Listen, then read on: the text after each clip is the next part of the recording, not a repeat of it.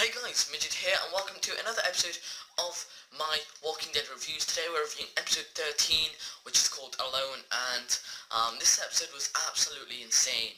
I loved it to bits, and I think I matured a lot since The Walking Dead came back on this year, because there's not been that much, as much action as you know you would expect in a Walking Dead, and as much as like in when I was reviewing season 3, which was I presume it was the first thing I was reviewing, I wouldn't have gave it a high mark because I was more about the action then, but now I've actually matured and I'm more into character development and also both. But this episode was utterly insane on all parts. Maybe just me. Tell me in the comments if you enjoyed it. I don't know, but it was definitely insane in my opinion. So it starts off with Bob's story before prison group. He meets the prison group, and obviously this got me sort of messed up. I think it got everyone kind of messed up, because I saw Bob alone. I was like, okay, he must have whereas Maggie and Sasha must have got split up with Bob. And then when I looked into more detail, I was like, his hair's quite long, so it must mean that he's been on his own for quite some time. And when Daryl started, on his motorbike, drove up to him, I was like, oh, Daryl's found him, this is cool. But when Glenn, walked out the car, I was like, right, yep, this can't be true. This can't be true. So, I sort of knew what happened as soon as Glenn got out of the car, because Daryl doesn't have his bike. But I didn't know that until, Glenn came out of his car then. I was like, it clicked. I was like, oh, yep. Glenn wouldn't have met Daryl, so this is before. And then they started talking. I was like, yep, I called it. So then after the Bob story, it's like the fog scene with Bob, Sasha, and Maggie, and Bob gets, they're all fighting, they're all in that triangle shape, back to back, and all the walkers start coming for them, and Bob gets bitten, and Sasha, they kill the last walker off, and then Sasha cries, sort of. She's, sort of weeping for Bob, but he says doesn't matter because he got me my bandage. And I was sort of, wary of him getting bitten, so I was like, okay, he might be lying. But then, further into the episode, I was like, okay, he's not been bitten, but whatever. So then it's Daryl teaching Beth how to use a crossbow. It's kind of, it's just, I like The Walking Dead. I love it to bits, but sometimes it's just it gets too obvious. Remember when Carl's run away from the walkers and then he trips? Come on, why would there be a random bear trap? And even if there was a bear trap, which is, it's alright, there could be a bear trap, but why exactly there? Come on, what?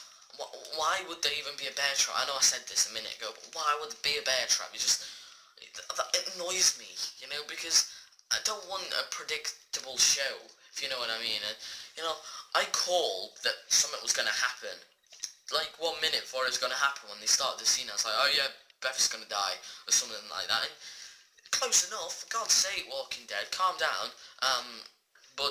So Daryl piggybacks Beth, back to the house, where they find a couple of dead people, which Beth finds beautiful, not because they're actually beautiful, but for the fact that someone cared about them and decided to give them a proper funeral. Sorry about that if you can hear, that's my dog, and it's not good. But yeah, so he piggybacks her back, and the house is surprisingly clean, so I was kind of, this might be a trap type mood. And then they open the cupboard and they start getting the things from the cupboard, until Daryl realises that it's completely dust free, so someone must have refilled it just before. And I was like, okay, this can't be right, someone has to live there, but they're not there, so it's like, okay, never mind, I'm still a bit wary, but I don't know, maybe they're dead or something, maybe one of them that's dead, I don't know. But so we see a dog for the second time in The Walking Dead's history, and you might be like, no, this is the first, but I'm sure it was either in season 4, because there's been 14 episodes, no, there's been 12 episodes before this, or season 3, because I remember, I think it was, it must have been season 3 or 4, because, do you remember, I can't remember, you know when Rick loses Laurie, and then there's that like homeless person, not homeless person, that guy inside the row, and they drive straight past him, you know, where he's chasing the car, but Rick doesn't stop because, you know, and then we see a dog eating his corpse later when he's dead. So that's the first time we saw a dog. This is the second time, and he gets scared off by Daryl because, you know, he's obviously blind, you know, clutching his eye like that, and, you know, Daryl tries to touch it, but he gets scared off quite easily because in the apocalypse it's not beautiful. And yeah, so Beth plays the piano, and Daryl said it annoys him, but he told her to sleep, and he sleeps in the coffin.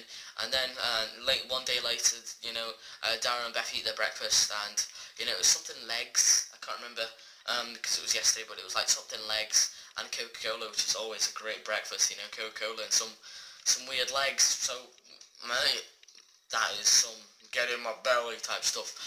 But the dog is there again, and Daryl's like tries to get him in, and as soon as he opens the door, a load of zombies barge in, and he holds off the door and tells Buff to escape and meet him on the door. And the door, I thought the dog was squealing from the pain while getting bit, you know, where he's getting ripped open like the horse. I thought that was it. But Daryl tells Beth to escape, yeah, like I said, and meet her on the street, so he goes into the basement and does absolute insane. He gets the dead person's thingy that he was laying on, and he covers himself and starts stabbing all the walkers until they're all bloody dead. And then he gets another one and does the same thing, and he runs out, you know, up the stairs, and he was an absolute badass in that moment. And he goes to the street, and Beth is kidnapped, you know, because her stuff is on the floor, and you see a car drive off, so Beth is kidnapped. And so Daryl runs after the car until, you know, he gets to the tracks, and, you know, where everybody is, you know, where everybody's crossing paths. So he gets there, and I wanted him to see that Maggie message so badly, but, you know, obviously, you know, it's The Walking Dead, and it's predictable that wouldn't happen. You know, I'm not hating the episode that, like, you know, The Walking Dead, I still love it, but, you know, it's predictable that it wouldn't happen. And sorry about this, 1 second, let my thing open, and the men from the house where Rick was come up to him, you know, with guns, and Daryl almost kills one of them, the one that was, like, you know, on the balcony when Rick was, you know, next to the balcony. But you know, he makes allies with them instead, because I think that's the best thing you should do in a zombie apocalypse. I don't know if they're the hunters, I don't know what they are, but that's basically it for the Daryl story. I know it's not in chronological order, like, what everything happened. It's just, I think I'd like to categorize everything into, you know, one story, because then it would just get too confusing, you know. So I categorized all the Daryl story and all the Beth story. Now I'm going to move on to the, not Beth story, the Maggie story, basically. So, Bob sees the Terminus sign, and Maggie and Sasha do too, and, you know, Sasha doesn't want to go. She's kind of, you know, scared and anxious towards it, and Bob's like, is it because Tyreese? But she says no, and, you know, Maggie and Bob go, well, decide to go, and then next scene, you know, Bob and Sasha are talking about, you know, the possibility of Glenn's death, and it's a bad idea to go. And pardon me, when Sasha wakes up, and she wakes up to Bob, of course, looking at Maggie's message, don't worry, I'll go by myself. And, you know, it's that, we don't know it yet, but you know, it's because Maggie heard them, you know, overheard them, so that's why she decided to go alone. I didn't know why she wanted to go alone, you know, maybe because Sasha was, you know, like, being a bit, you know, she decided not to even bother with thingy, leave them together because she could cope. But Bob and Sasha discuss on finding Maggie. You know, Sasha again doesn't want to, you know, she said she can cope, and I was like, Sasha, that's not nice from your part. But Bob said that he doesn't want to lose another group, and he doesn't want to be alone, so he needs to find her. And, you know, Sasha decides to, like, tag along, if you know what I mean. Bob and Sasha discuss, oh yeah, we've already been through this, Maggie kills a walker, and I didn't know what it was on about. I didn't know what Maggie was on about as soon as she killed that walker, if you know what I mean. Like, I didn't know why she killed him. I knew why she killed him because he was attacking her, of course, but I didn't know why she was ripping its bladder and everything. But then, you know, when Bob and Sasha walk past it, it says the exact message. I've got it written down there. Glenn, go to Terminus, Maggie. And I was like, okay, you know, so that's kind of a good idea, but, you know, it's just pointless. Well, it's pointless in my opinion, because it could be a million miles away, but, you know, it's worth a try, in my opinion. So, they finally get to the village where, so Bob and Sasha finally get to the village where they kiss, and have like a non-angry argument, if you want to put it that way, you know. But Sasha decides to stay, and Bob, you know, continues to look for Maggie as he wanted. And Sasha goes into the building and looks out the window to see Maggie laying on the ground next to an ice cream van, and she leans on the window and the window falls out, which is just hilarious, because she woke up all the walkers from the around area, and, you know, and she ran down to help Maggie, and there was like a bloody ton of walkers, which was hilarious. But Maggie and Sasha fight the walkers, and then, you know, Maggie says that she wanted to go alone, but she was waiting for them because she knew they would come back or something along those lines. And basically they go looking for Bob again, because, you know, Bob was looking for her, you know, them to go look for Bob instead. And when it turns to Bob, you know, I thought this was the end of the episode, because you know how the episode started with Bob's story and that cool music. Well, it had the same music. I thought, okay, this has to be the ending, but instead, you know, Sasha shouts Bob, and, you know, he sort of turns around, like, smiling, you know, like, kind of happy to see her again, and then she has Maggie, and he's kind of surprised, but he doesn't look it, you know, he hugs Maggie and hugs Sasha and everything, and I was like, kind of, that's quite awkward, because he hugged Sasha, didn't he, but he kissed her earlier on, so it's like, oh, so at the end, this was absolutely unexpected, where Glenn sees the Terminus sign, but not the Maggie message, so I was like, oh, for God's sake, will he go or will he not? But yeah, so this episode was utterly insane. It had everything. It had the action pack, it had the drama, because Beth getting kidnapped and stuff like that, and it also had, you know, the character development, you know, from Bob, since we saw his backstory and everything. So that's why I'm going to give it a 9 out of 10, you know, because an episode can always get better, in my opinion, you know. It could be a 10, but then I don't know the standards for 10, in my opinion, you know. You have to be utterly perfect, and I don't think the episode was utterly perfect. I don't know yet my standards, how to rate it. I just, you know, randomly rate it, but for me it was really good, but it wasn't 10 material, so that's why I'm going to give it a 9. And yeah, so now let's move on to the questions, the questions and stuff like that. So I'm starting to get why the official second half of the season post has the train tracks on it, as this is the main point where the show evolves around on now, you know, where all the characters cross paths on that track, don't they? Because everybody's basically walked on it, because Rick and Michonne are going to the Terminus, so Tyrese's group, so Maggie's group, Glenn's seen it, Daryl's walked past it, so, you know, it's the main focus of the show at the moment.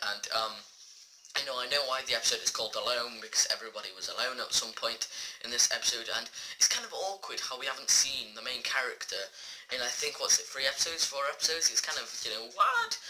But I suspect that a lot of people will be finding each other soon, with Tyrese's group, Rick's group, Maggie's group, all going to the Terminus, you know, so I think they'll find each other, unless, you know, they get, like, it's some sort of place where they get, you know, placed in, like, you know, buildings, and they have to stay there, you know, by strict leaders or something, or some of them die, I don't know. But moving on to the questions and stuff, that was the question. That was just mainly like pointers, in my opinion.